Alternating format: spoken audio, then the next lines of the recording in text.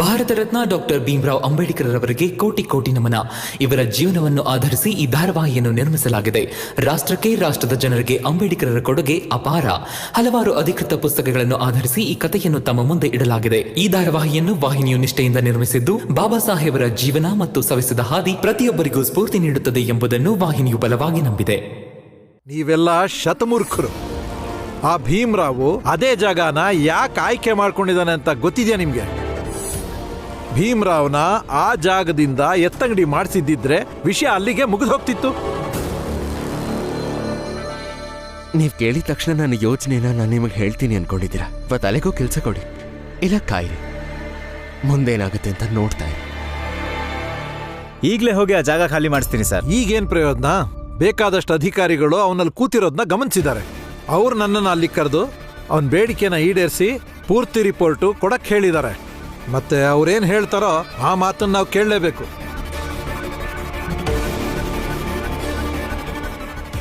ಹಾಗಾಗಿ ಮೇಲ್ಜಾತಿಯವನಾಗಿದ್ರು ಕೂಡ ಆ ಕೆಳಜಾತಿ ಭೀಮರಾವ್ ಹತ್ರ ಪ್ರಸ್ತಾವನೆ ನಾನೇ ತಗೊಂಡು ಹೋಗ್ಬೇಕು. ನಾಚಿಕೆ ಆಗ್ತಿದೆ ನಂಗೆ. ಬ್ರಿಟಿಷ್ ಸರ್ಕಾರದ ಕೆಳಗೆ ಕೆಲಸ ಮಾಡಿದ ಅನುಭವ ನನಗೆ ಸ್ವಲ್ಪ ಇದೆ. ಮೊದಲು ಅವರು ಒಬ್ಬ ಪ್ರತಿನಿಧಿನ ನಮ್ಮ ಹತ್ರ ಕಳಿಸ್ಕೊಡ್ತಾರೆ ಭೀಮನ ಹತ್ರ ಮಾತಾಡೋದಕ್ಕೆ. ಕನ್ಸ್ ಕಾಣೋದನ್ನ ಬಿಡಿ ನೀವು. ಈ ಭೀಮರಾವ್ ಹತ್ರ ಮಾತಾಡಕ್ಕೆ ಆ ಪರಂಗಿ ಸರ್ಕಾರದವರು ಅವ್ರ ಪ್ರತಿನಿಧಿನ ಕಳಿಸ್ತಾರ? ನಿಮ್ಮಗ ಭೀಮ ಅಷ್ಟೆಲ್ಲ ಬೆಳೆದಿಲ್ಲ ಬಿಡಿ.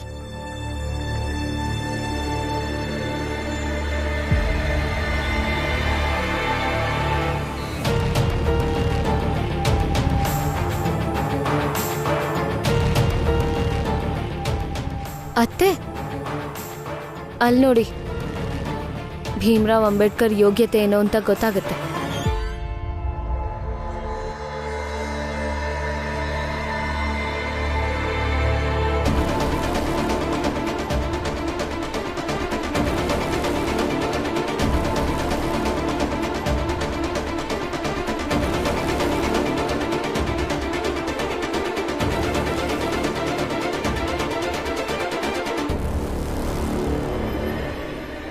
ಭೀಮರಾವ್, ನಿನ್ ಯೋಗ್ಯತೆಗಿಂತ ಜಾಸ್ತಿ ಬಯಸ್ತಾ ಇದೆಯಾ ನೀನು?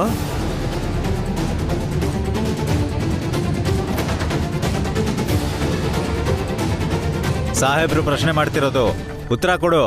ಮೊದಲು ನೀವೇ ನಮಗ್ ಸ್ಪಷ್ಟಪಡಿಸಿ, ಈ ಪ್ರಶ್ನೆನ ಯಾರು ಕೇಳ್ತಿದ್ದಾರೆ ಅಂತ.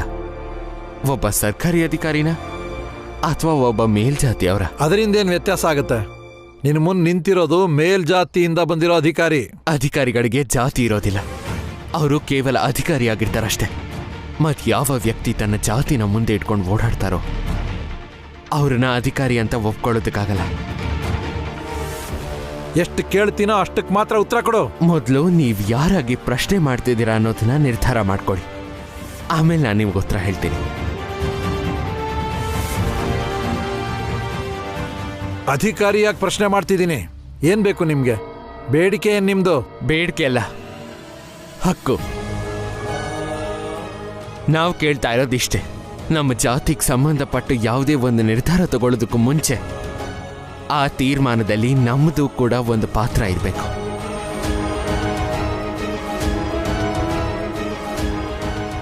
ಮತ್ತು ಈ ಅಧಿಕಾರನ ನಮಗೆ ಲಿಖಿತ ರೂಪದಲ್ಲಿ ಕೊಡಬೇಕು. ಅದು ಯಾರಿಂದ? ಯಾರಿಗೆ ಕಾನೂನಿನಲ್ಲಿ ಮಾನ್ಯತೆ ಇದೆಯೋ ಅವರಿಂದ. ಸರಿ, ನೀವೇನು ಹೊರಡಿ. ನಾವು ಮೇಲಧಿಕಾರಿಗಳ ಜೊತೆ ಮಾತಾಡ್ತೀವಿ. ನಿಮ್ ಬೇಡಿಕೆ ಈಡೇರುತ್ತೆ ಅಂತ ನಾನು ಆಶ್ವಾಸನೆ ಕೊಡ್ತಿದ್ದೀನಿ. ಆಶ್ವಾಸನೆ ಬೇಕಿಲ್ಲ ಸಾಹೇಬ್ರೆ, ಕ್ರಮ ಆಗ್ಬೇಕು, ನಮ್ಮ ಹಕ್ಕು ಬೇಕು. ನೀನ್ ಯಾವ ಕಾನೂನ್ ಮೇಲೆ ಯಾವಾಗ್ಲೂ ಗೌರವ ಇಟ್ಟಿದ್ಯೋ ಆ ಕಾನೂನ್ ಮೇಲೆ ನಂಬಿಕೆ ಇಲ್ವಾ ನಿಂಗೆ? ಕಾನೂನ್ ಮೇಲೆ ಸದಾ ನನಗೆ ಗೌರವ ಇದ್ದೇ ಇರುತ್ತೆ. ಆದ್ರೆ ಒಬ್ಬ ವ್ಯಕ್ತಿ ಕಾನೂನಾಗೋದಕ್ಕೆ ಸಾಧ್ಯ ಇಲ್ಲ, ಅದೇ ರೀತಿ ನೀವ್ ಕಾನೂನಾಗೋದಕ್ಕೆ ಸಾಧ್ಯ ಇಲ್ಲ. ನಿಮ್ಮ ಮೇಲೆ ನನಗೆ ನಂಬಿಕೆ ಇಲ್ಲ, ಯಾಕಂದ್ರೆ ನೀವು ಇಲ್ಲಿಗೆ ಬಂದು ನಿಂತಾಗ ನಿಮ್ಮಲ್ಲಿ ಮೇಲ್ಜಾತಿ ಅನ್ನೋ ಗರ್ವ ಎದ್ದು ಕಾಣಿಸ್ತಿತ್ತು. ಆದ್ರಿಂದ ಎಲ್ಲಿವರೆಗೂ ನಮಗೆ ಪರಿಹಾರ ಸಿಗಲ್ವೋ, ಎಲ್ಲಿವರೆಗೂ ನಮಗೆ ಹಕ್ಕು ಸಿಗಲ್ವೋ, ಅಲ್ಲಿವರೆಗೂ ನಾವಿಲ್ಲಿಂದ ಒಂದ್ ಇಂಚ್ ಕದಲಲ್ಲ.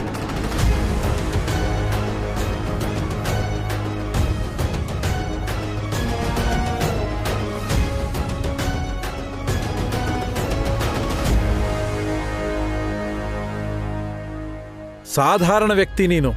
ಕಾನೂನು ನಿನ್ ಮಾತು ಕೇಳೋ ಬದಲು ನಿನ್ ಬಾಯಿ ಮುಚ್ಚಿಸಿ ಬೂಗನ್ ಮಾಡೋ ಥರ ಏನೇನೋ ಉದ್ದುದ್ದಕ್ಕೆ ಮಾತಾಡ್ತಾ ಇರ್ಬೇಡ ನೀನು. ತನ್ನ ಹಕ್ಕಿನ ಬಗ್ಗೆ ಮಾತಾಡೋ ಯಾವುದೇ ವ್ಯಕ್ತಿ ಸಾಮಾನ್ಯ ವ್ಯಕ್ತಿ ಆಗಿರ್ಲಾರ.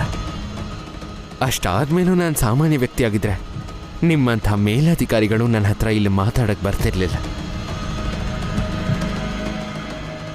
ಇನ್ನು ನನ್ನ ಬಾಯಿ ಮುಚ್ಚೋದ್ರ ಬಗ್ಗೆ ಮಾತಾಡೋದಾದ್ರೆ ನನ್ನ ನಾಲ್ಗೆನ ಕತ್ತರಿಸಿ ನನ್ನ ಮಾತನ್ನು ನಿಲ್ಲಿಸ್ಬೋದು. ಆದರೆ ನಮ್ಮ ಧ್ವನಿ ಮನಸ್ಸಾಕ್ಷಿಯಾಗಿ ಬರುತ್ತೆ. ಹಕ್ಕಿನ ಬೇಡಿಕೆ ಹೃದಯದಿಂದ ಬರುತ್ತೆ. ಮತ್ತಿವತ್ತು ನಮ್ಮ ಧ್ವನಿ ನಮ್ಮ ಹೃದಯದಿಂದ ಬರ್ತಿದೆ. ಅದನ್ನು ಮುಚ್ಚೋ ಶಕ್ತಿ ಯಾವ ಸರ್ಕಾರದ ಹತ್ರನೂ ಇಲ್ಲ.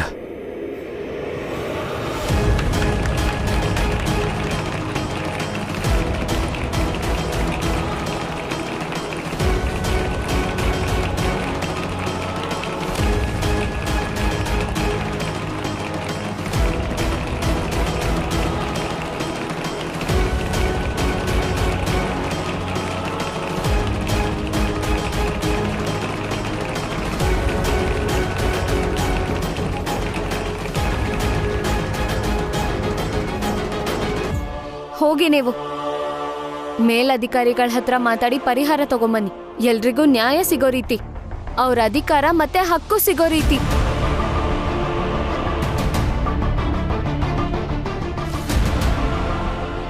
ನಡೀರಿ.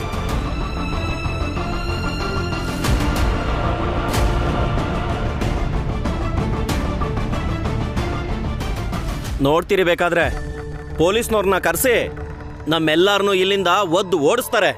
ಲಾಠಿ ಇಟ್ ಪಕ್ಕ. ಅದೇನಾಗುತ್ತೋ ಆಗಲಿ, ಅದನ್ನು ಆಮೇಲೆ ನೋಡ್ಕೊಳ್ಳೋಣ. ಮೊದಲು ನೀವೆಲ್ಲ ನಿಮ್ಮ ಊಟ ಮುಗಿಸ್ಕೊಳ್ಳಿ.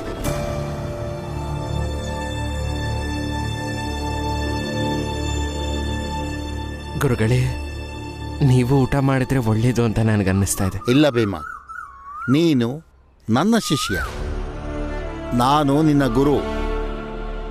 ಎಲ್ಲ ಪರಿಸ್ಥಿತಿ ಸರಿ ಇದ್ದಾಗ ನಿನಗಿಂತ ಮುಂಚೆ ನಾನು ಊಟ ಮಾಡೋದು ಶಿಷ್ಟಾಚಾರ. ಆದರೆ ಇಂಥ ಪರಿಸ್ಥಿತಿಲಿ ನಿನ್ನ ಸಂಘರ್ಷ ಇನ್ನೂ ಎಲ್ಲಿವರೆಗೂ ಹೋಗುತ್ತೋ ನನಗೆ ತಿಳಿತಿಲ್ಲ. ನೀನು ಊಟ ತಿಂಡಿ ಮಾಡಿದ್ಯೋ ಇಲ್ವೋ ಗೊತ್ತಿಲ್ಲ ಭೀಮಾ. ಅಂತಹದ್ರಲ್ಲಿ ನಾನೊಬ್ಬನೇ ಹೇಗೆ ಊಟ ಮಾಡೋಕ್ಕಾಗುತ್ತೆ ಹೇಳು? ನೀನು ಉಪವಾಸ ಅಂದಮೇಲೆ ನಾನು ಉಪವಾಸನೇ. ನಾನು ನಿನ್ನ ಗುರು ಭೀಮಾ. ಶಿಷ್ಯ ಉಪವಾಸ ಇದ್ಮೇಲೆ ಗುರುನೂ ಉಪವಾಸ ಇರ್ತಾನೆ.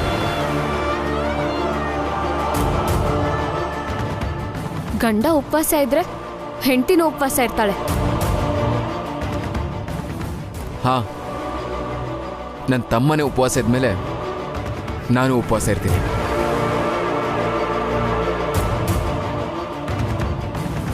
ನನ್ನ ಗೆಳೆಯ ಉಪವಾಸ ಇದ್ಮೇಲೆ ನಾನು ಉಪವಾಸ ಇರ್ತೀನಿ. ನಾನು ಉಪವಾಸ ಇರ್ತೀನಿ.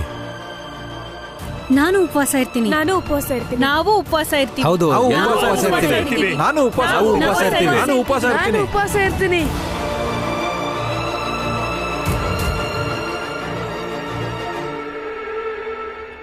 ನನ್ನ ಮಗ ಉಪವಾಸ ಇರ್ತಾನಂದ್ರೆ ನಾನು ಉಪವಾಸ ಇರ್ತೀನಿ.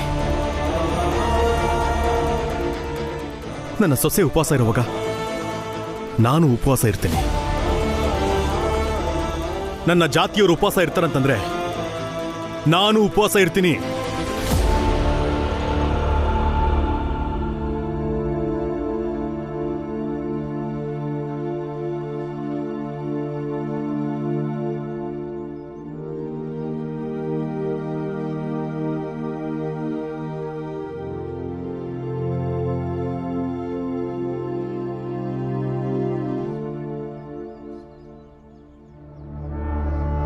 ಅಪ್ಪ,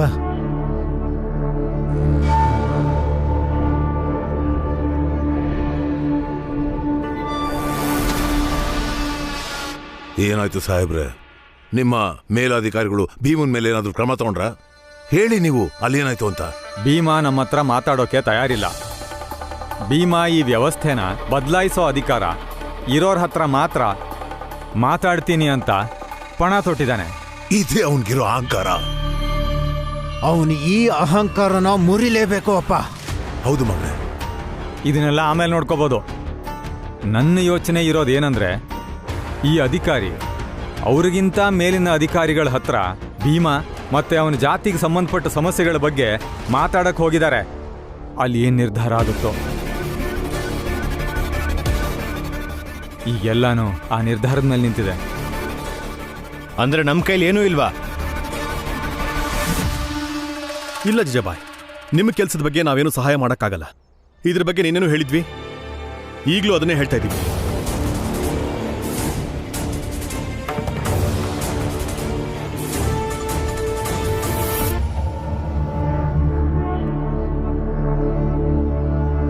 ಭೀಮ್ರಾವ್, ನಮ್ಮ ಹೊಟ್ಟೆ ಮೇಲೆ ಹೊಡಿಬೇಡ ಕಣಪ್ಪ. ನಾವು ಬೀದಿಗೆ ಬಂದ್ಬಿಡ್ತೀವಿ. ನೀನೇ ಏನಾದರೂ ಮಾಡು.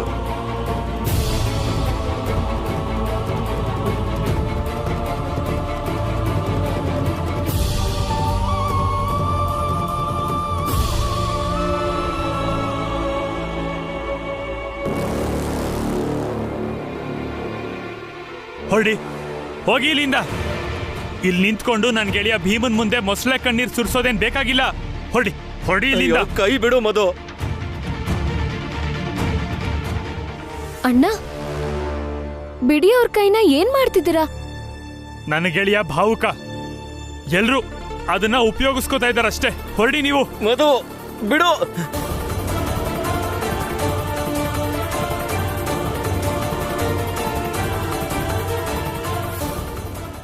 ಅಮ್ಮ, ನೀವು ನಿಮ್ಮ ಕೆಲಸದ ಬಗ್ಗೆ ಮಾತಾಡಬೇಕು ಅಂತಂದ್ರೆ ದಯವಿಟ್ಟು ಇಲ್ಲಿಂದ ಹೊರಟು ಹೋಗಿ. ಯಾಕಂದ್ರೆ ನಾವಿಲ್ಲಿ ಯಾವ ವಿಚಾರಕ್ಕೋಸ್ಕರ ಓದಾಡ್ತಾ ಇದೀವೋ ಅದ್ರ ಬಗ್ಗೆ ಮಾತ್ರ ಚರ್ಚೆ ಆಗಬೇಕು.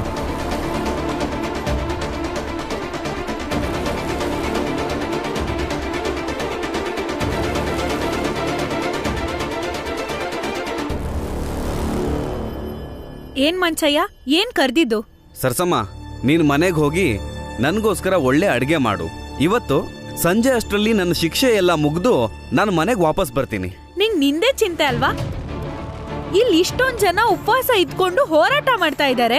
ಅಯ್ಯೋ, ನನಗೆ ಯಾವ ಹೋರಾಟನೂ ಬೇಕಾಗಿಲ್ಲ. ನನಗೆ ಅದ್ರ ಬಗ್ಗೆ ಚಿಂತೆನೂ ಇಲ್ಲ. ನಾನು ಯಾರನ್ನ ಇಷ್ಟು ದಿನ ಸ್ನೇಹಿತರು ಅನ್ಕೊಂಡಿದ್ನೋ ಅಲ್ಲಿದಾರಲ್ಲ, ನಂಜುಂಡ, ಜನಾರ್ದನ, ರಾಘು, ಎಲ್ರೂ ಬೆನ್ನಿಗೆ ಚೂರಿ ಹಾಕಿರೋರೆ. ನಾನು ಯಾರ ಬಗ್ಗೆನೂ ಚಿಂತೆ ಮಾಡಲ್ಲ. ನಾನ್ಯಾಕೆ ಅವ್ರ ಬಗ್ಗೆ ಚಿಂತೆ ಮಾಡ್ಲಿ? ಅದನ್ನೇ ನಾನ್ ಬಡ್ಕೊಂಡ್ ಬಂದಿದ್ದು. ನಿಮ್ ಸ್ನೇಹ ಸರಿ ಇಲ್ಲ ಅಂತ. ನಿಂದೆ ತಾನೇ ತಪ್ಪು. ಕಷ್ಟಕ್ಕಾಗದೆ ಇರೋ ಜನಗಳ ಸಹವಾಸ ಯಾಕೆ ಮಾಡ್ಬೇಕಾಗಿತ್ತು? ಈಗ ಚೆನ್ನಾಗಿ ಅರ್ಥ ಆಗ್ತಾ ಇದೆ. ನನಗೆ ತುಂಬಾ ಚೆನ್ನಾಗಿ ಅರ್ಥ ಆಗ್ತಾ ಇದೆ. ಆ ಭೀಮನ್ ಜೊತೆ ಕೈ ಜೋಡಿಸು ಅಂತ ತಾನೇ ಹೇಳ್ತಿರೋದು. ಏ ಸರ್ಸಮ್ಮ, ಬೇರೆಯವ್ರನ್ನ ಅರ್ಥ ಮಾಡ್ಕೊಂಡ್ರೆ ಮಾತ್ರ ಅದನ್ನ ಸ್ನೇಹ ಅಂತ ಕರೆಯೋದು. ತನ್ನ ಮಾತನ್ನೇ ಕೇಳಬೇಕು ಅನ್ನೋನ್ನ ಸ್ನೇಹಿತ ಅನ್ನಲ್ಲ. ಇನ್ ಭೀಮ ಬರೀ ಭಾಷಣ ಮಾಡ್ತಾನೆ. ನಾವ್ ಜೀವನ ಹೇಗ್ ಮಾಡ್ಬೇಕು ಅಂತ ಯಾವಾಗ್ಲೂ ಇಷ್ಟಿಷ್ಟುದ್ದ ಮಾತಾಡ್ತಾನೆ. ಪದೇ ಪದೇ ತಾನೊಬ್ನೇ ಸರಿ ಅಂತ ಹೇಳೋಕ್ ನೋಡ್ತಾನೆ. ನನಗಿಂತವ್ರ ಸಹವಾಸ ಮಾಡೋಕೆಲ್ಲ ಇಷ್ಟ ಇಲ್ಲ. ಅದಕ್ಕೆ ಹೇಳ್ತಾ ಇದ್ದೀನಿ, ಹೋಗು, ಈಗ್ಲೇ ಹೋಗಿ ಅಡ್ಗೆ ಮಾಡು. ಸರಿ ಬಿಡು, ಭೀಮನ್ ಸಹವಾಸ ಮಾಡ್ಬೇಡ. ಆದ್ರೆ ನಾನ್ ಯಾವತ್ತೂ ನಿಂಗೇನಕ್ಕೂ ಬಲವಂತ ಮಾಡಿಲ್ವಲ್ಲ. ನನ್ ಜೊತೆ ಸರಿಯಾಗಿರು. ಯೋಚನೆ ಮಾಡು, ನಾನು ನೀನು ಗಂಡ ಹೆಂಡತಿ ಸ್ನೇಹಿತರಾಗಿದ್ರೆ ಜೀವನದಲ್ಲಿ ಎಂಥ ಕಷ್ಟ ಬಂದ್ರೂ ಹೂ ಎತ್ತದಂಗೆ ದಾಟ್ ಬಿಡ್ಬೋದು. ಏ ಸರ್ಸಮ್ಮ, ಅತಿ ಬುದ್ಧಿವಂತಿಕೆ ತೋರ್ಸಕ್ ಬರ್ಬೇಡ. ಗಂಡ ಸ್ನೇಹಿತನ್ ತರ ಇರ್ಬೇಕಂತೆ. ಆಗ ನೀ ನನ್ನ ಹೆಂಡತಿ ಅನ್ನೋದನ್ನ ಮರ್ತು ಬಿಟ್ರೆ ಬೇರೆಯವ್ರ ತರ ನೀನು ನನ್ನ ಮಾತಿಗೆ ಬೆಲೆನೇ ಕೊಡಲ್ಲ. ಏನೇನೋ ಮಾತಾಡೋದನ್ ಬಿಟ್ಟು ಹೊರಡು ನೀನು. ಹೋಗಿ ಅಡ್ಗೆ ಮಾಡಿ ಹೋಗ್. ನನ್ಗೆ ಇದೇ ನಿನ್ ಹಠ ಅಂದ್ರೆ ನಾನು ಅಡ್ಗೆ ಮಾಡಲ್ಲ. ನಮ್ಮೋರೆಲ್ಲ ತಮ್ಮ ಮನೆಗ್ ವಾಪಸ್ ಆಗೋ ತನಕ ನಾನು ಅಡ್ಗೆ ಮಾಡಲ್ಲ. ಏ ಸರ್ಸಮ್ಮ, ಇದ್ರ ಪರಿಣಾಮ ನೆಟ್ಟಗಿರಲ್ಲ ನೋಡು. ನಾನ್ ಇದಕ್ಕೆಲ್ಲ ಹೆದ್ರೋಳಲ್ಲ.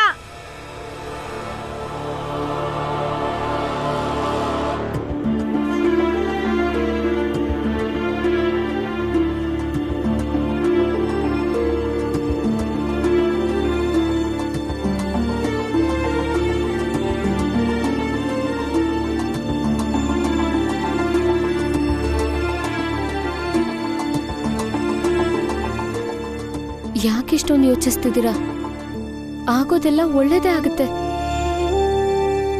ಇಲ್ಲಿ 2 ದೃಷ್ಟಿಕೋನ ಇದೆ ರಮ್ಮ. ಒಂದು, ಆಗೋದೆಲ್ಲ ಒಳ್ಳೇದಕ್ಕೆ ಅಂತ ಒಪ್ಕೊಳ್ಳೋದು. 2ನೇದು, ಸರಿ ಇರೋದನ್ನ ಮಾತ್ರ ಒಳ್ಳೇದು ಅಂತ ಒಪ್ಕೊಳ್ಳೋದು. ಇವತ್ತಾಗೋದನ್ನ ಒಳ್ಳೇದು ಅಂತ ಒಪ್ಕೋಬಹುದು. ಆದ್ರೆ ಯಾವುದು ಸರಿನೋ ಅದೇ ಆಗ್ಬೇಕು ಅನ್ನೋದು ನನ್ನ ಇಚ್ಛೆ ಆಗಿದೆ. ನಿಮ್ ಹೋರಾಟ ಯಾವತ್ತೂ ಅರ್ಧಕ್ ನಿಂತಿಲ್ಲ, ಇನ್ಮೇಲೂ ನಿಲ್ಲಲ್ಲ. ಇಲ್ಲಿವರೆಗಿನ ಫಲಿತಾಂಶಗಳು ಎಲ್ಲ ನಿರೀಕ್ಷಿತ. ಈ ಆಧಾರದ ಮೇಲೆ ನಾವು ನಿಶ್ಚಿಂತೆಯಿಂದ ಇರಕ್ಕಾಗಲ್ವಲ್ಲ ರಾಮ. ಮುಂದೆ ಇಂಥ ಫಲಿತಾಂಶ ಬರ್ದೇನೂ ಇರಬಹುದು.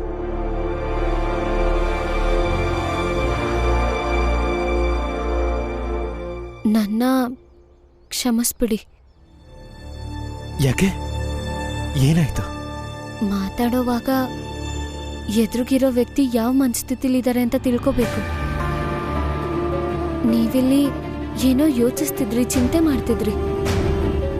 ನಾನದಕ್ಕೆ ಅಡ್ಡ ಬಂದ್ಬಿಟ್ಟೆ. ನೀವು ಮುಂದುವರಿಸಿ, ನಾನು ಆಮೇಲೆ ಬರ್ತೀನಿ. ರಮಾ,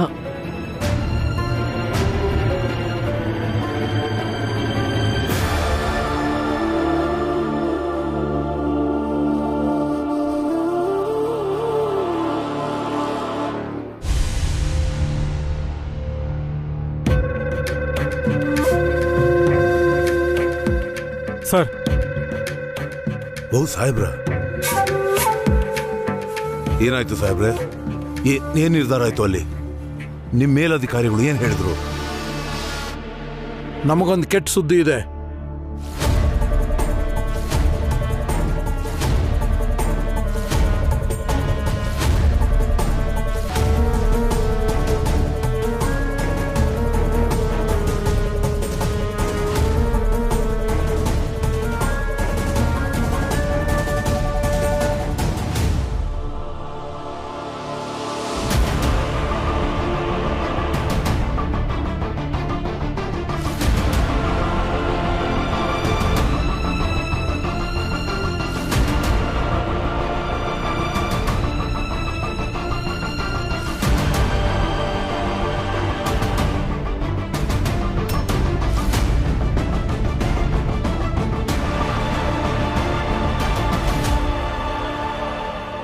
ಏನು ವಿಷಯ ಅಂದರೆ, ನೀವು ಸಿದ್ಧವಾಗಿ.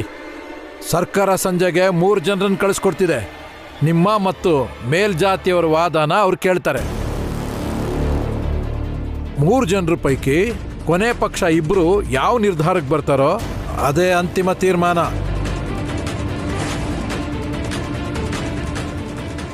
ಇನ್ನೊಂದು ಮಾತು, ಆ 3 ಜನನೂ ಮೇಲ್ಜಾತಿಯವರು. ಎಷ್ಟರ ಮಟ್ಟಿಗೆ ನಿಮ್ಮ ಮಾತು ಕೇಳ್ತಾರೋ ಗೊತ್ತಿಲ್ಲ.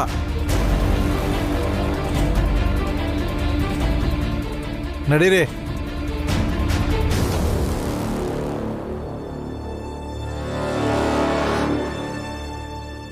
ಕೇಳೋರು ಮೇಲ್ವರ್ಗದವ್ರಾದ್ಮೇಲೆ ನಮ್ಮ ಬೇಡಿಕೆನ ಕೇಳ್ತಾರಾ, ನ್ಯಾಯ ಕೊಡ್ತಾರಾ? ನೀನೇ ಹೇಳು.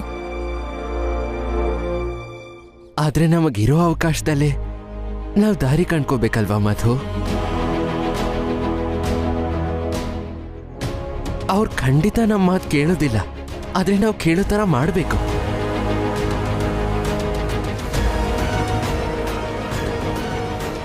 ರಮಾ, ನನ್ನ ಡೈರಿ ಮತ್ತೆ ಪೆನ್ ತಗೊಂಬರ್ತೀಯ? ಅಪ್ಪ, ಗುರುಗಳೇ, ಆನಂದಣ್ಣ, ನೀವು ಸ್ವಲ್ಪ ನನ್ನ ಜೊತೆ ಬನ್ನಿ. ನಿಮಗೆ ಅನುಭವ ಇದೆ. ಅಕಸ್ಮಾತ್ ಅವ್ರನ್ನ ಮಾತು ಕೇಳೋದಕ್ಕೆ ಬಂದರೆ ನಮ್ಮ ಕಷ್ಟ, ನಮ್ಮ ಬೇಡಿಕೆ, ನಮ್ಮ ಆಲೋಚನೆ ಎಲ್ಲಾನು ಅನುಭವದ ಕಸೂತಿಯಲ್ಲಿ ಅವ್ರಿಗೆ ಹೆಣೆದು ಕೊಡೋಣ. ಚೆನ್ನಾಗಿ ತಯಾರಾಗಿ. ಯಾರು ವಾದ ಚೆನ್ನಾಗಿ ಮಾಡ್ತಾರೋ ತೀರ್ಪು ಅವ್ರ ಕಡೆ ಆಗುತ್ತೆ. 3 ಜನ ಏನು ಕೊನೆ ನಿರ್ಧಾರ ತಗೋತಾರೋ ಅದನ್ನ ನಾವು ಬದಲಾಯಿಸೋದಿಕ್ಕಾಗಲ್ಲ. ನಾವು ಚೆನ್ನಾಗಿ ತಯಾರಾಗಿ ಮಾತಾಡಬೇಕು. ಯಾಕೆಂದ್ರೆ ಭೀಮರಾವ್ ತನ್ನ ಹೋರಾಟನ ಬಹಳ ಅಚ್ಚುಕಟ್ಟಾಗಿ ನಿರೂಪಿಸ್ತಾನೆ.